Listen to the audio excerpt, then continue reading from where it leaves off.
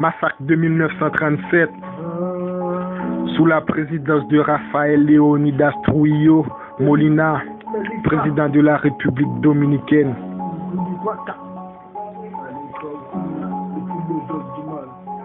Ok. Les philosophes du mal. Le massacre des Haïtiens de 1937, aussi connu sous le nom de massacre du Persil, est un ensemble de meurtres perpétrés en octobre 1937 après la décision du président de la République dominicaine, Rafael Leonidas Trujillo Molina, d'éliminer physiquement les Haïtiens travaillant dans les plantations du pays. Ce massacre est surnommé couteau par les Haïtiens et récolté. Il se déroula principalement le long de la rive dominicaine de la rivière Dahabón qui marque le tracé septentrional de la frontière entre les deux pays. Plus de 20 000 Haïtiens, hommes, femmes et enfants furent tués. Contexte, durant les dizaines d'années pendant lesquelles un grand nombre d'Haïtiens travaillèrent dans les champs de canne à sucre au profit des compagnies sucrières américano-dominicaines. La xénophobie se développa chez certains dominicains jusqu'au jour où le président de la République dominicaine, Rafael Trujillo, déclara qu'il fallait régler ce problème et l'ordre de mise à mort fut donné. Massacre de 1937. Le massacre. Ok. Dans la nuit du 2 octobre 1937, s'organise un massacre à la machette qui va faire entre 547 et 12 166 morts, selon les ministres des Affaires étrangères des deux pays. Plusieurs milliers pour la plupart des sources. Dès le premier jour de cette tuerie, le président Trujillo se déplace à Dahabón et prononce une allocution commentant l'événement. Depuis quelques mois, je voyageais et traversais la frontière dans tous les sens du mot. Pour les Dominicains qui se plaignaient des déprédations par les Haïtiens qui vivent parmi eux, les vols de bétail, des provisions, fruits, etc. et sont ainsi empêchés de jouir en paix des fruits de leur travail. J'ai répondu, je vais corriger cela et nous avons déjà commencé à remédier à la situation. 300 Haïtiens sont morts aujourd'hui à Banica. Ce remède va se poursuivre. Ce remède va se poursuivre. Massacre de 1937. Massacre de 1937. 1937. Khalifa.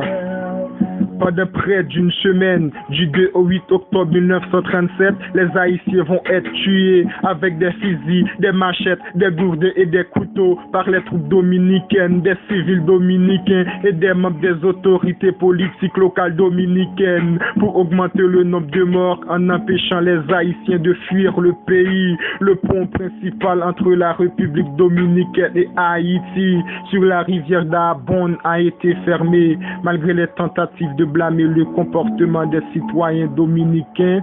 Il fut confirmé par des sources américaines que des balles de fusil ont été retrouvées en grand nombre dans les cadavres et que seuls les soldats dominicains disposaient de ce type de fusil. Par conséquent, le massacre des Haïtiens a été une action calculée par le dictateur Rafael Trujillo pour homogénéiser la population dans cette zone frontalière et détruire cet embryon de république haïtienne que décrivaient les autorités dominicaines à l'époque face à l'importance de l'immigration haïtienne dans leur pays. La majorité des Haïtiens tués lors de cette semaine sanglante était née en République dominicaine. Massacre de 1937.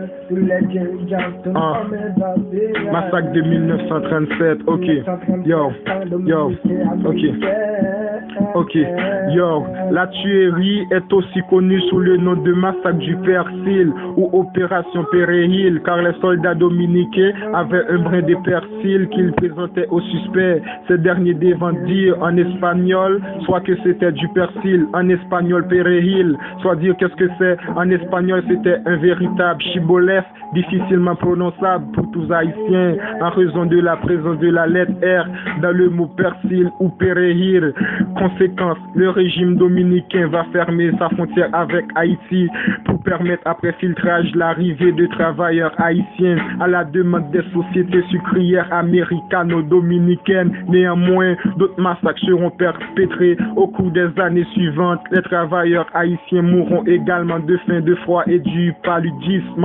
Enfin, compte le président américain Franklin Delano Roosevelt et le président haïtien Seigneur Vincent ont demandé des indemnités à la hauteur de 750 000 $, dont seulement 525 000 $ n'ont jamais été payés, soit 30 $ par victime, dont seulement 2 centimes ont été donnés aux survivants en raison de la corruption de la bureaucratie haïtienne. Invincible Music. Felifa. Invincible Music. Enfant du soleil.